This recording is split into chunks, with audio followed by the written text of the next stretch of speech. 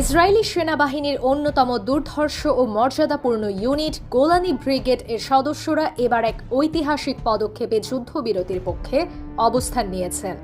সরাসরি প্রধানমন্ত্রী বেনিয়ামিন নেতানিয়াহুর সরকারের প্রতি আহ্বান জানিয়ে তারা বলেছেন, আর নয় রক্তপাত, শান্তিই হোক পথ। এই সাহসী চিঠিতে স্বাক্ষর করেছেন বাহিনীর প্রবীণ ও তরুণ সদস্যরা, যারা যুদ্ধক্ষেত্রের সামনের কাতারে থেকেছেন। গোলানি ব্রিগেড, যাদের অপারেশনাল দক্ষতা ও নিষ্ঠুরতার জন্য অপরাজেয় বলে আখ্যায়িত করা হতো, তারাই এখন গাজা উপত্যকায় চলমান যুদ্ধকে অসহনীয় মানবিক বিপর্যয় হিসেবে আখ্যা দিয়েছেন।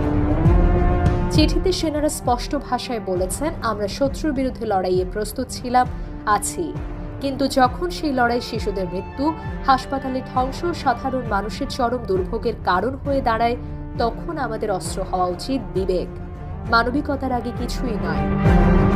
গোলানি